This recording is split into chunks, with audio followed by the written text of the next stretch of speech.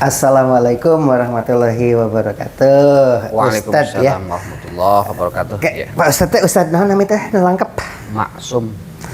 Ustadz nama Pak Ustadz Mahsum. Maksum. Maksum itu artinya terjaga, terpelihara. Ustadz Mahsum itu kan kalau ada hajatan, kalau ada apa itu suka memberikan sedikit wejangan, kemudian ngaji Al-Quran. Kalau acara-acara seperti itu, seperti pernikahan, ayat Al-Qurannya apa? Biasanya saya membaca surah Ar-Rum. Khusus untuk pernikahan Ya, itu yang acara berkaitan Ar-Rum. dengan Ar-Rum, yang berkaitan dengan pernikahan. Contohnya surat yang gimana bunyinya? A'udzu billahi minasyaitonir rajim.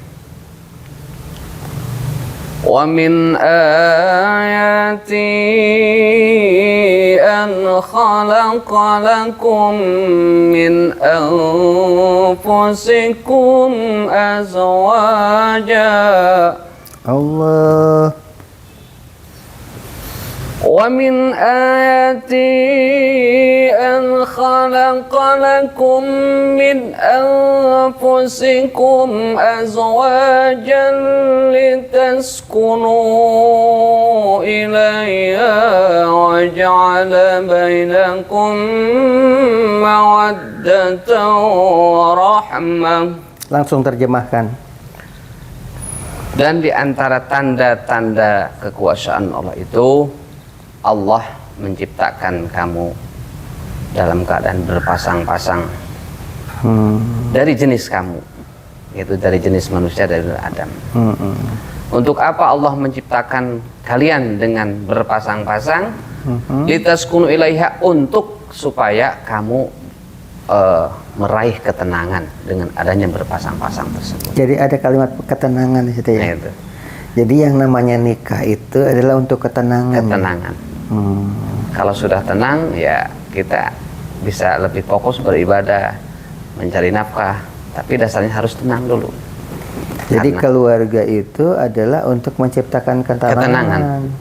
Tapi kan ada keluarga yang justru bermasalah terus. Asalnya waktu sebelum nikah itu ada yang tidak apa istilahnya tidak bermasalah seperti itu, tapi setelah nikah ternyata bermasalah. Berarti itu bukan menciptakan ketenangannya, tidak sesuai dengan Al-Qur'an ya. Dalam Al-Qur'an mah yang namanya nikah itu adalah untuk ketenangan ya. untuk ketenangan. Yang ayat yang tadi itu. Ya. Jadi begini Pak Haji, jadi setiap masalah itu pasti akan menimpa seseorang, baik bagi seseorang yang sudah berkeluarga atau tidak, gitu kan. Tetapi masalah tersebut bisa dihadapi dengan tenang atau tidak. Nah, itu tergantung mensikapinya, gitu kan. Nah, dan salah satu tujuannya itu adalah litaskunu, untuk pernikahan itu adalah untuk adanya ketenangan. Kalaupun nanti ada masalah, dan itu pasti ada, kalau udah berkeluarga dengan adanya suami istri itu, nah itu bisa memecahkan permasalahan dengan tenang. Ada tempat diskusi, ada diskusi untuk mengadu, ada keluh kesah, ya kan? Ya, ada teman. Itulah pentingnya keluarga. Betul. Padahal topik hari ini sebenarnya bukan itu yang ingin kita bicarakan itu. Karena pengalaman Ustadz Mahsum itu di pesantren pernah, di sekolah umum juga pernah. Nah, apa bedanya sekolah di pesantren dengan di pendidikan umum yang dirasakan? Katanya kan kalau di pesantren masak sendiri ya? Iya. Kalau di pendidikan umum itu di PGA atau di mana ya? Di Madrasah Aliyah Negeri, di Sukamana, terus lagi tingkat LSTP-nya di SMP Negeri juga. Apa bedanya coba pendidikan umum dengan pesantren yang dirasakan oleh Ustadz?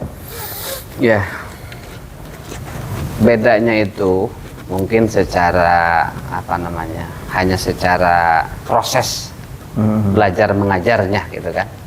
Tetapi kalau seseorang sudah diawali dengan niat bahwa mencari ilmu itu adalah kewajiban dan hanya ibadah, itu sebetulnya sama saja. Artinya dalam arti mencari ilmu di pesantren dan sekolah itu adalah tujuannya adalah untuk mendapatkan manfaat, untuk mendapatkan ilmu.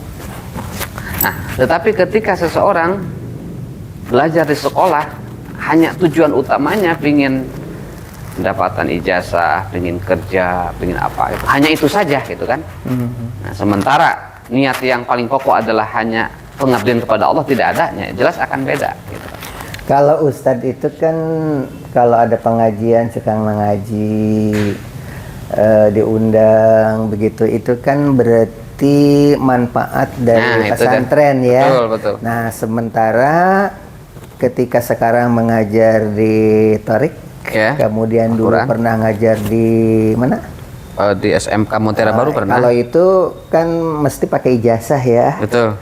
Berarti ada dua. Kalau mempergunakan pendidikan umum yang dapat ijazah, itu adalah senjata untuk bisa masuk ke dunia formal, karena harus ada itu. Betul. Sementara ilmu-ilmu yang di masyarakat yang dibutuhkan, termasuk mengkafani orang meninggal, bisa ya seperti itu ya, memandikan mayat, ya kan, itu kebanyakan didapat dari pesantren dulu.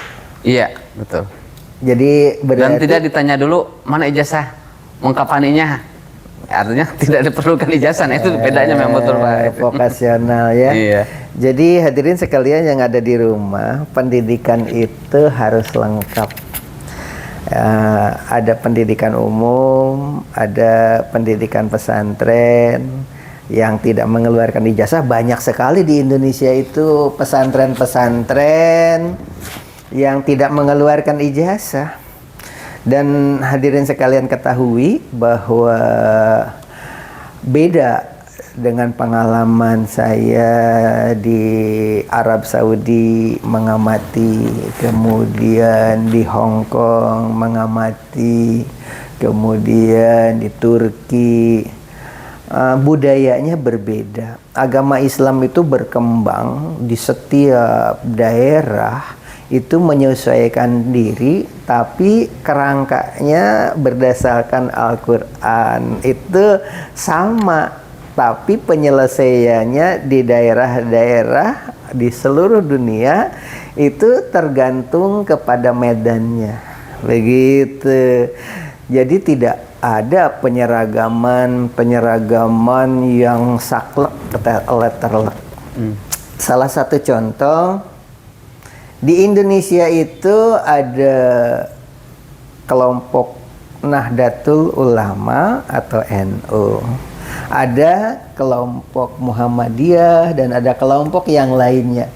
Itu semuanya bagus, tergantung cara memanfaatkan, cara memotretnya. Salah satu contoh, lulusan pesantren-pesantren Kobong itu hidup sejahtera zaman dulu, itu sejahtera sekali karena budayanya terpelihara.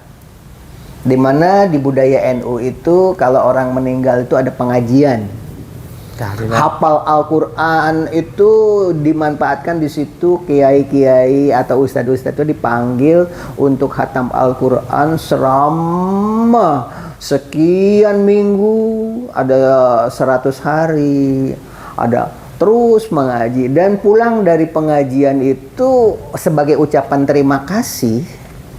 Itu apalagi kalau yang meninggalnya itu banyak begitu, nilai dakwah. Rumah itu diisi dengan pengajian-pengajian seperti ayat-ayat yang tadi disampaikan Ustadz Mahsum. Jadi di rumah itu bagi yang tidak hafal Al-Quran, begitu ada orang meninggal, jadi terus pengajian bersama-sama dan nilai sedekah di situ. Orang-orang itu kadang bingung, yang punya harta kekayaan berlimpah itu uang dipakai apa gitu kan. Begitu meninggal, harta kekayaan bertumpuk, padahal di akhirat itu yang pertama dihisab itu. Paling repot orang yang kaya raya itu uangnya dari mana dan dipakai apa. Dengan adanya pakai sedekah pengajian di rumah. Rumah itu harum dengan suara-suara ayat Al-Quran begitu.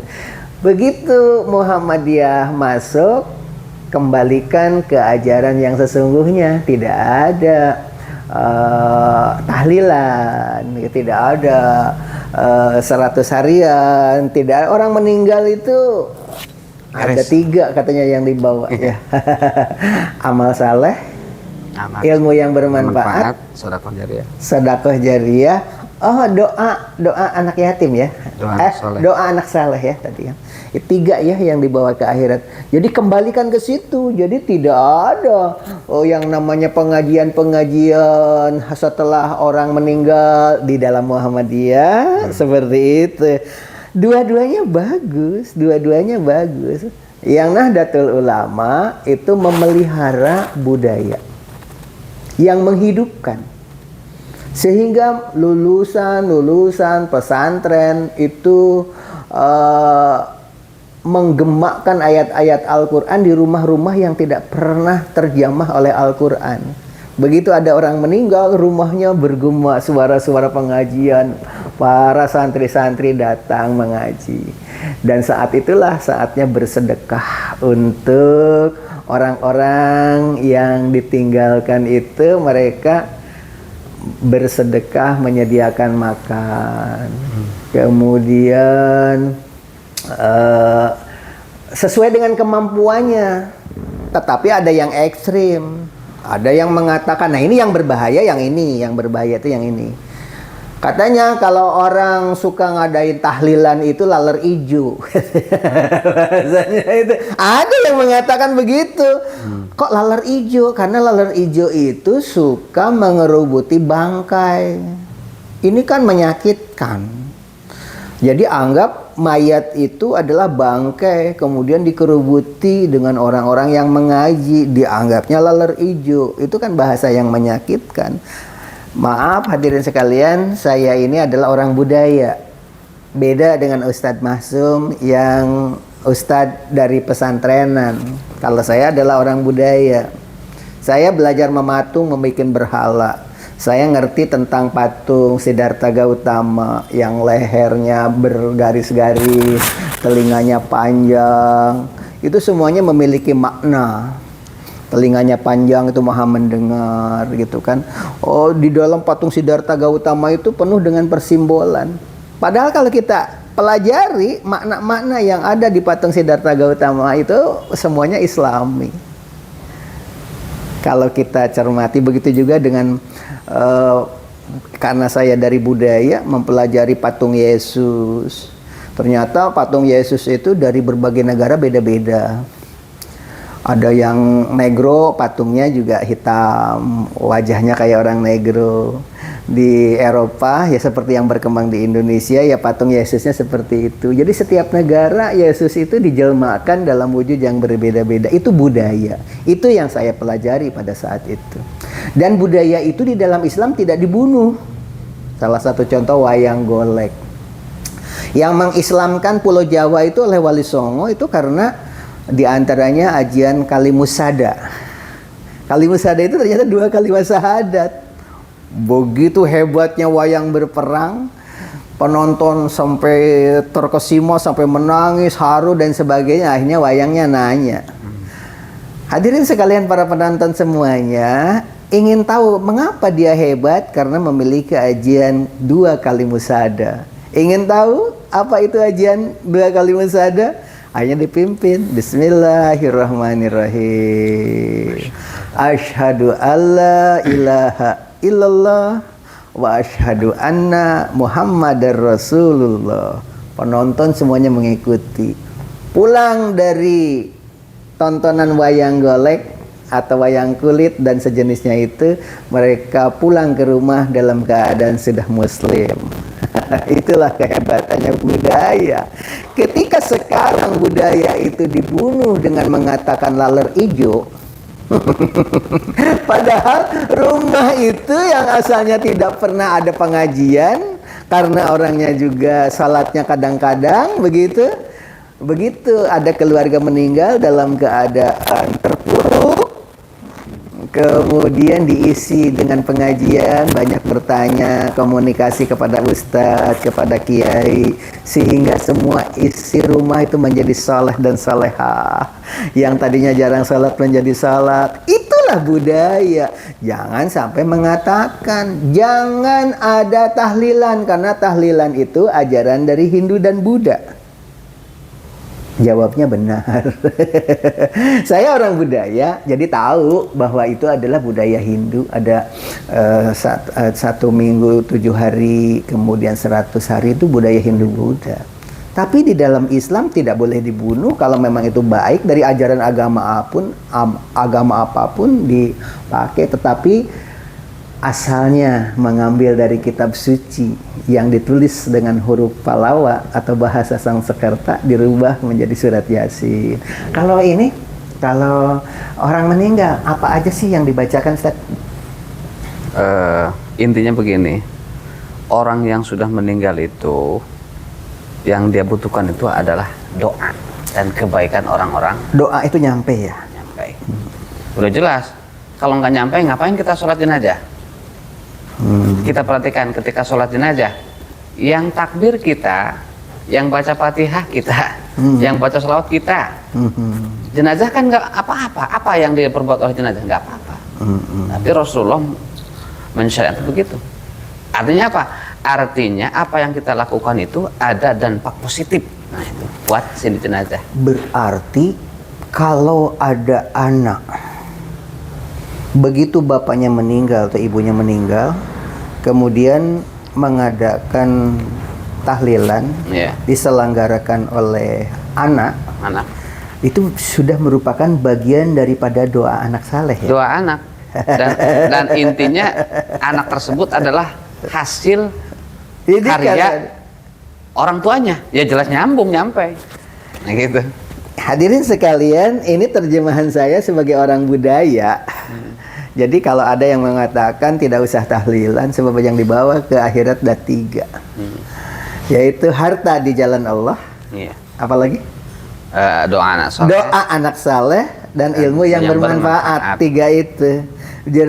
Ada yang menerjemahkan dengan adanya tahlilan yang diselenggarakan oleh anak-anak almarhum itu adalah bagian dari doa anak saleh. Anak saleh. Karena anaknya mungkin tidak bisa membaca ayat-ayat seperti tadi, ya kan? Tapi dengan adanya pengajian, masalahnya yang tidak boleh itu memaksakan diri. Nah, itu jadi, yang tidak boleh. Jadi begini Pak Dokter.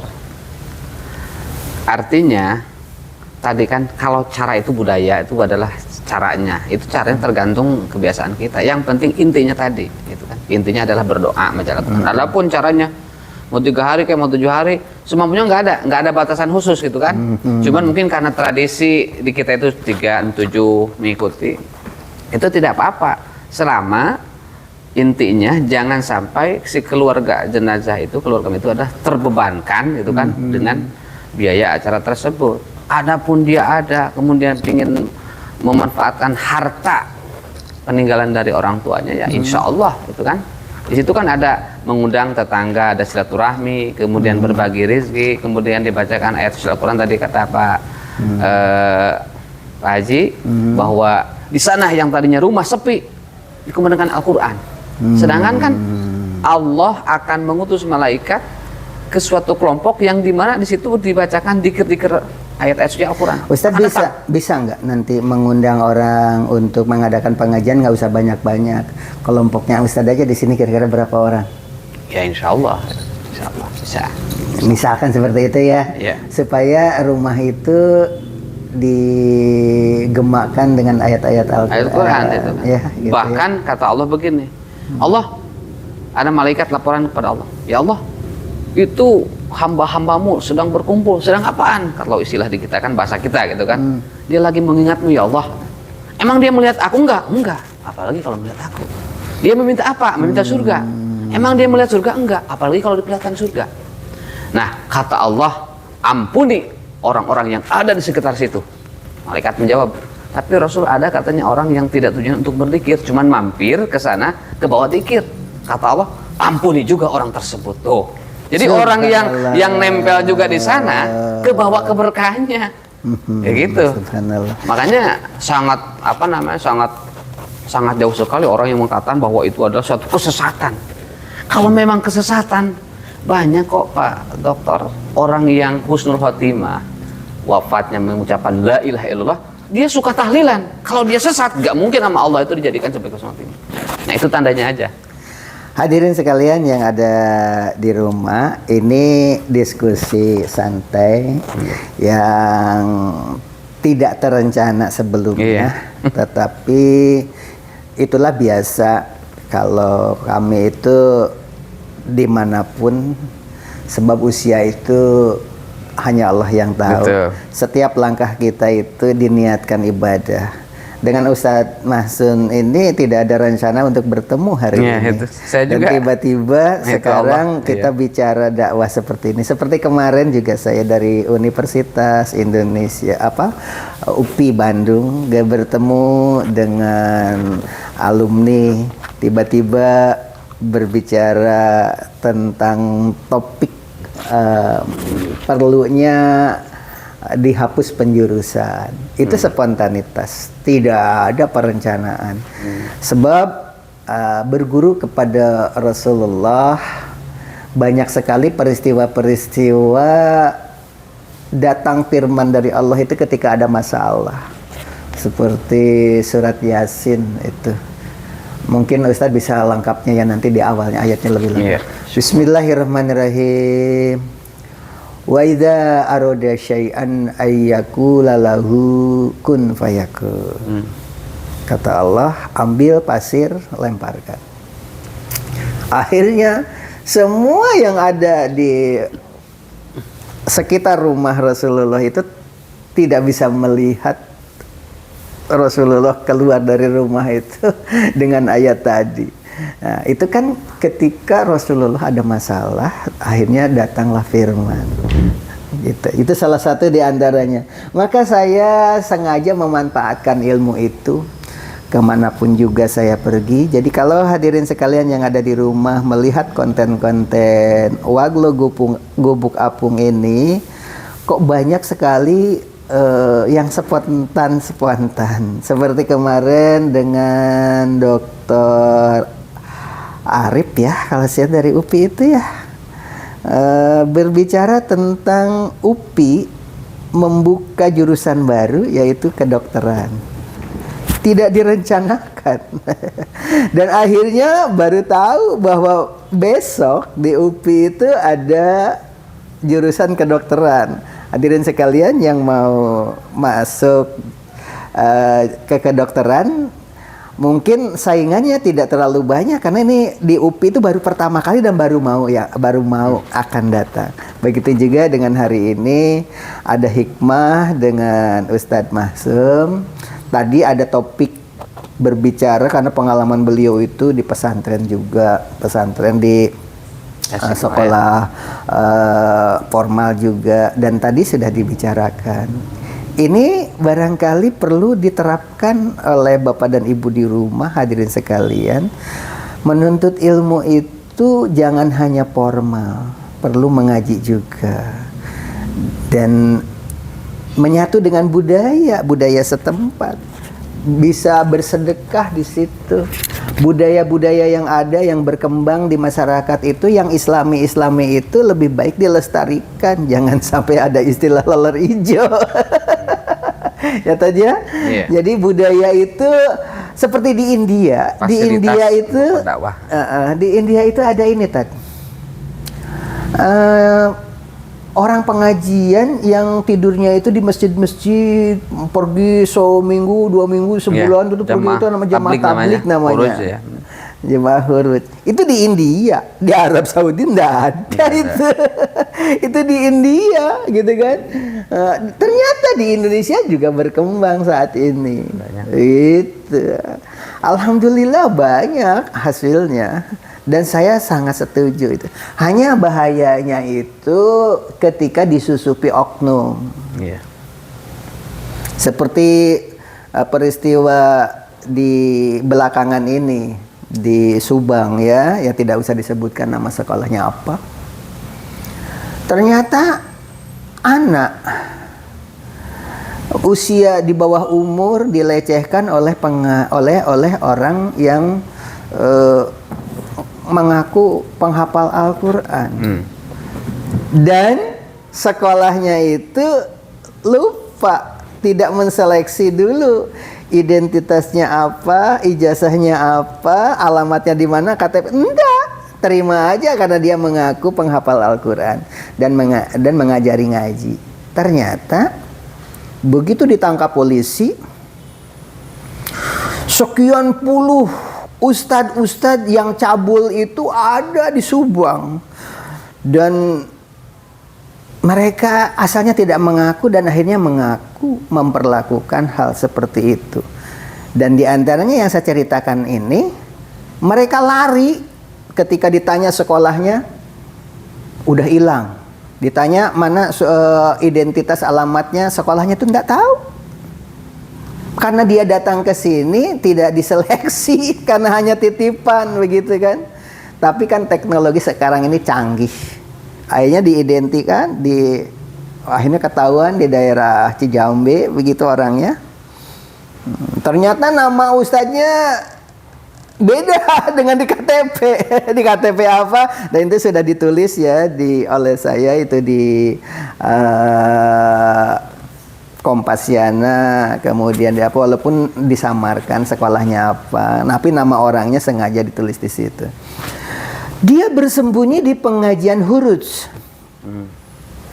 Kebetulan begitu polisi datang, hadirin sekalian, perlu diketahui, HP ini, kalau kita bawa HP, kemanapun pergi, walaupun kabur kemanapun juga bisa dilacak posisi Anda ada di mana. Akhirnya udah tinggal ngambil di tempat huruj itu. Padahal huruj itu adalah bagus untuk menyebarkan Islam kemana-mana dan diakui dunia. Kehebatan Islam itu di antaranya adalah ada tablik itu. Di pegunungan, di pesisir yang tidak terjamah orang bisa masuk Islam ke pelosok-pelosok. Tetapi ketika ada orang bermasalah, ingin menghilangkan jejak, lari kemana-mana, ya udah bergabunglah dengan pengajian itu, sehingga dianggap itu tidak bisa dilacak. Grand design Allah, ya kan? Nah sekarang mari kita merenung bersama-sama. Yang namanya oknum itu ada di mana-mana, dan biasanya orang menganggap kalau orang berjubah, kalau orang berpeci, kalau lapat-lapat di lidahnya itu ayat-ayat yang keluar, itu adalah dianggap soleh aja. Padahal secara ilmu pengetahuan tidak begitu. Karena musuh-musuh Nabi Muhammad sendiri itu berbahasa Arab. Ya kan? Jangan menganggap bahwa orang yang bisa berbahasa Arab itu adalah alim, sebab di Arab Saudi sendiri agamanya macam-macam gitu. Hadirin sekalian, pola pikir ini yang harus kita rubah. Mari kita lestarikan budaya. Kemudian budaya di kita tentang pengajian tahlilan itu budaya kan, jangan sampai dianggap sebagai laler ijo, sebab itu adalah dakwah sebagian daripada. Adapun ada ekses negatif yang seperti tadi diceritakan, itu jangan disamakan, sebab dimanapun, di kepolisian banyak orang baik dan banyak orang jahat. Di guru juga sama seperti yang tadi diceritakan, bahkan guru Al-Quran saja seperti itu. Oleh sebab itu, tata tertib kalau menerima karyawan kepada pengelola sekolah dimanapun di seluruh dunia ya, yang memahami tentang bahasa Indonesia, karena YouTube ini Go Internasional, Waglo ini di-share ke Jepang, ke Turki, ke seluruh dunia, karena bangsa Indonesia itu ada di mana-mana.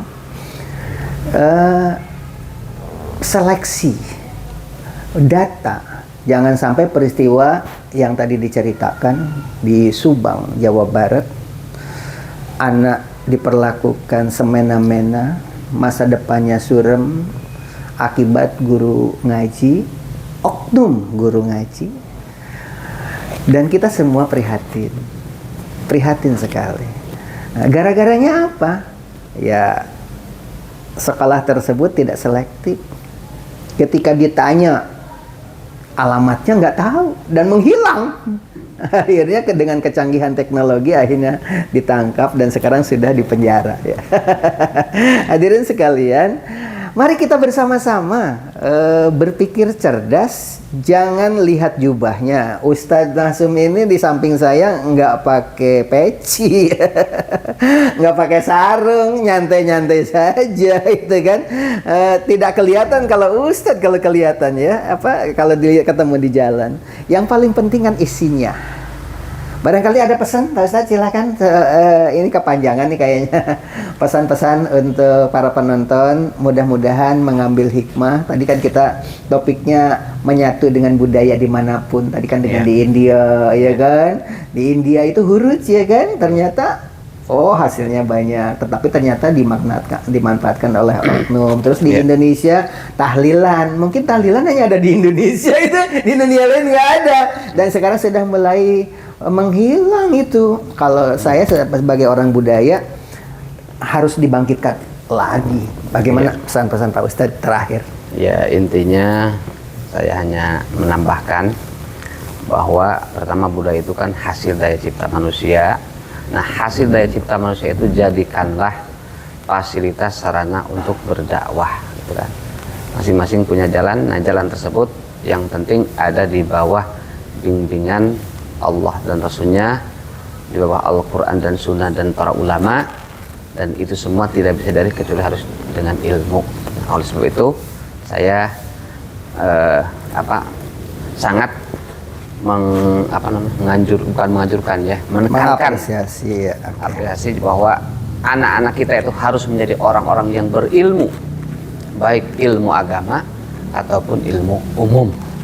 Oleh karena itu tempuhlah sekolah dengan baik dan tempuhlah juga pendidikan agama dengan baik supaya anak-anak kita menjadi anak yang berilmu dan berakhlak yang baik. Itu mungkin. Oke, terima kasih Pak Ustadz Masun. Kalimat terakhir dari saya di konten ini mengambil hadis ya. Innamal a'malu binniyat. Hadis ya. Betul. Sah amal itu tergantung kepada niat kita. Demikian barangkali, wabillahi taufiq wa hidayah. Wassalamualaikum warahmatullahi wabarakatuh. Waalaikumsalam warahmatullahi wabarakatuh. Salam gubuk apung.